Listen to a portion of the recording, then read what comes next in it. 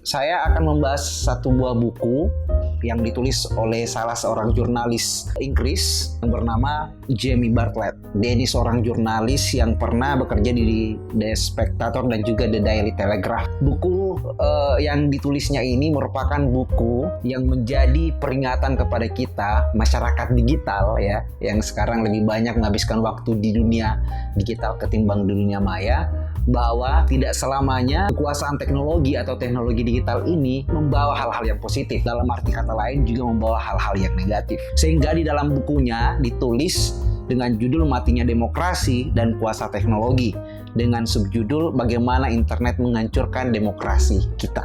Demokrasi yang kita pahami adalah demokrasi yang tentunya di mana kekuasaan terbesar itu dimiliki oleh rakyat. Sementara ternyata demokrasi di hadapan kuasa teknologi ini mendapati ancaman yang cukup besar. Mengapa? Kita akan jelaskan itu. Nah, di dalam bukunya Jamie Bartlett ini yang terdiri dari 200-an halaman dan tersebar ke dalam 6 bab, akan dimulai dengan pembahasan bagaimana internet, jadi teknologi digital ini dikhususkan untuk internet, telah mempengaruhi manusia, lebih khususnya mengenai kehendak bebas kita. Selama ini manusia selalu percaya bahwa dialah spesies yang paling unggul ketimbang spesies lain karena memiliki akal dan juga kehendak bebas, yang sempat dijelaskan juga di dalam buku Homo Sapiens-nya Yuval Noah Harari. Ternyata tidak selamanya demikian. Di dunia digital, kehendak bebas yang dimiliki oleh manusia ini ternyata bisa diambil alih oleh teknologi. Karena teknologi, khususnya internet, itu datang bersama dengan mahadata, algoritma, artificial intelligence, dan lain sebagainya yang dapat mengubah persepsi kita dan mengarahkan kita kepada sesuatu yang sebenarnya bukan kehendak bebas kita lagi. Dan itulah mengapa demokrasi terancam. Pernah tidak kita mencoba untuk mencari segala sesuatu di internet di satu platform digital yang satu, kemudian ketika kita berpindah ke platform digital yang lain, apa yang kita cari itu juga muncul di tempat lain? Atau pernah tidak kita merasakan baru mau mencari sesuatu, tiba-tiba iklan-iklan yang ada di Facebook, Instagram, di YouTube tiba-tiba memunculkan apa yang kita pikirkan? Itu terjadi dan itu bukan suatu kebetulan belaka.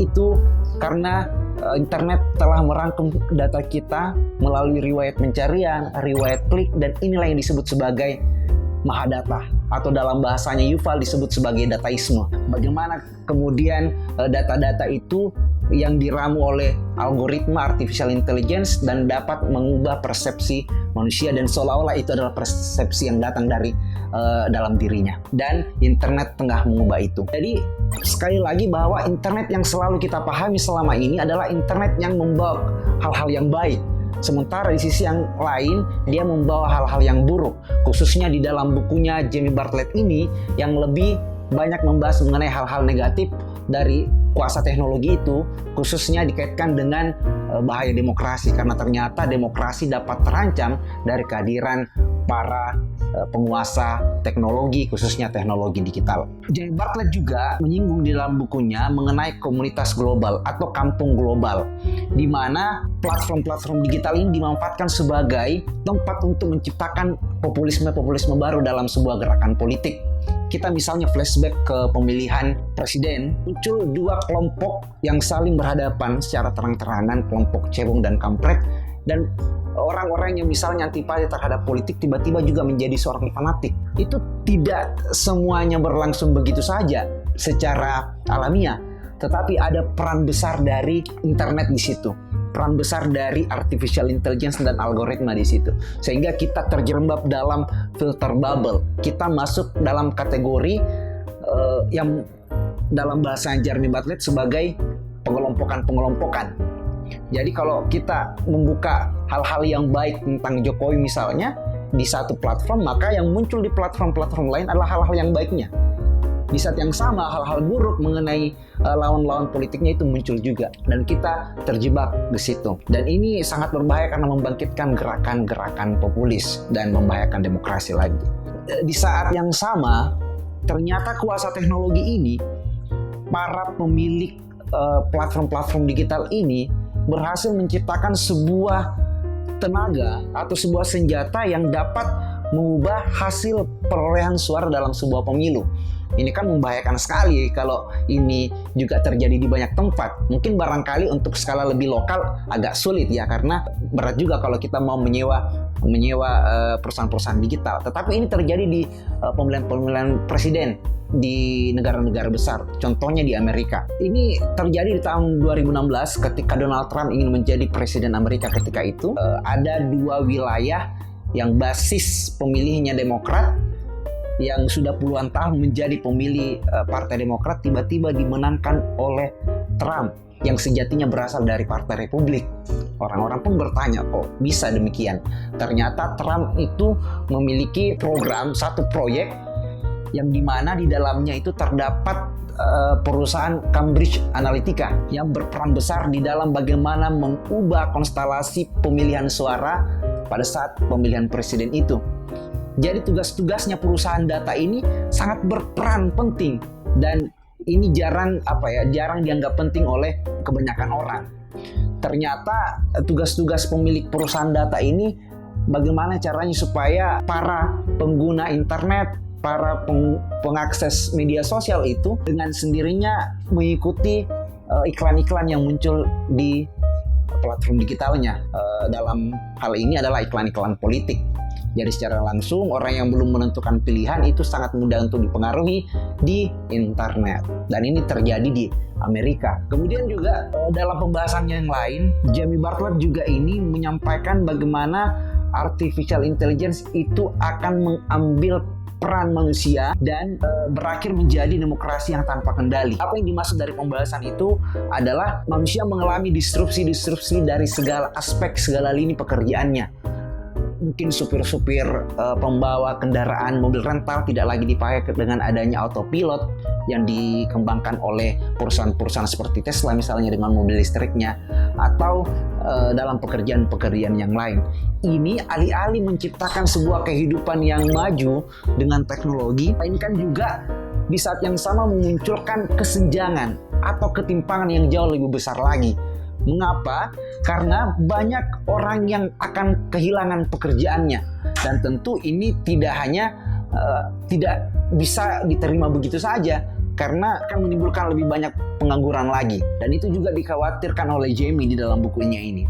Kemudian di dalam buku juga ini dibahas mengenai bagaimana raksasa teknologi itu bisa mengambil alih dunia. Ya benar saja, karena kalau kita melihat orang terkaya di dunia, baik itu menurut majalah Forbes dan lainnya, pasti peringkat-peringkat awal itu diisi oleh mereka yang memiliki platform digital, baik itu yang punya Amazon, yang punya Facebook, yang punya Twitter, punya Tesla, atau yang bersinggungan dengan dunia-dunia teknologi. Ini menunjukkan betapa superioritasnya mereka, para penguasa teknologi itu. Dan berbahayanya karena mereka dapat menguasai dunia, dia dapat mendistorsi atau mengintervensi kebijakan-kebijakan politik. Karena dengan mahadata yang dia miliki, tentu ini bukan hal yang susah. Karena akan ada barter yang terjadi antara pemimpin kebijakan dan juga mereka yang memiliki kekuasaan data ini. Sehingga yang data menjadi satu hal yang penting di era sekarang ini.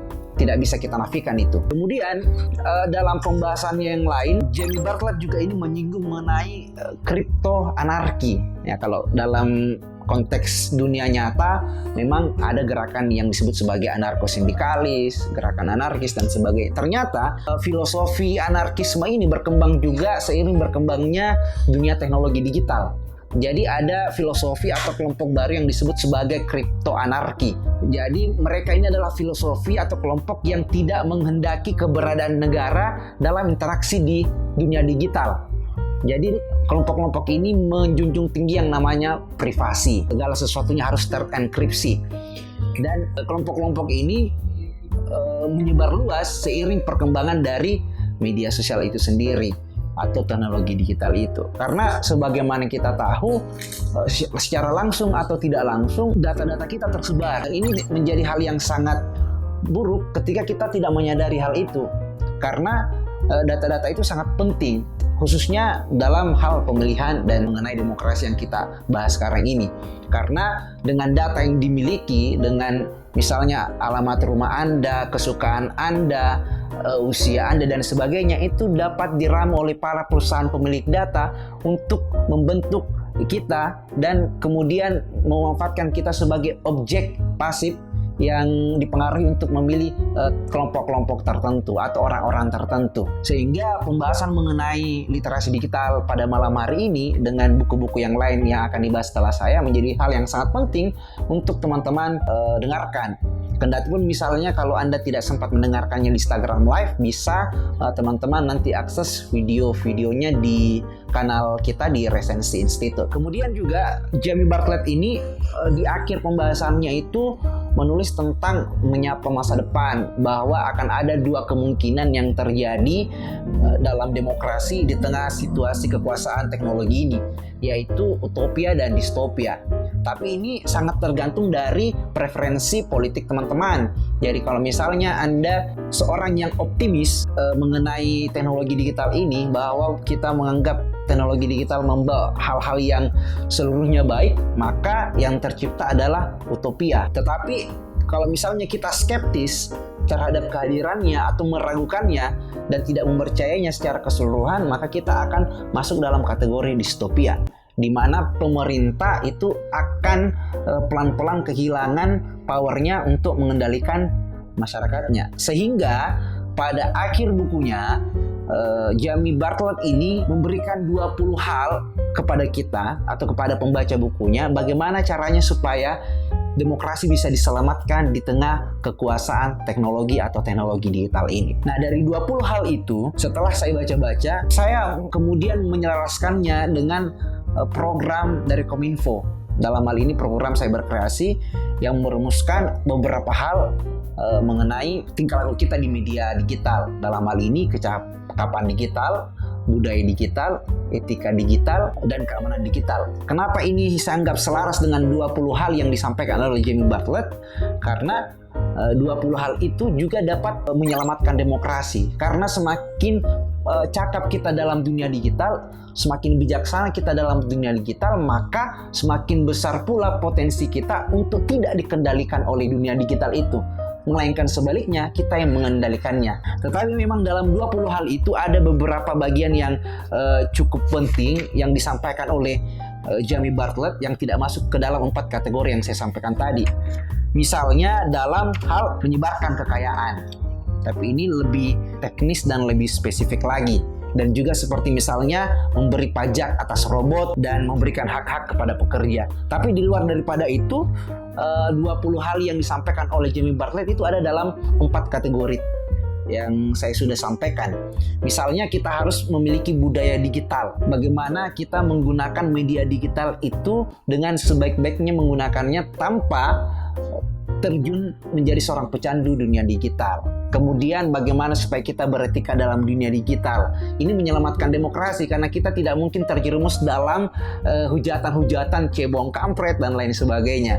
Karena kita punya etika digital di sana. Kemudian keamanan digital. Kita tidak akan mudah memberikan data kita, password kita, email kita kepada akun-akun yang mengirimi kita mail spam dan sebagainya. Dan kecakapan digital ini sangat penting sekali.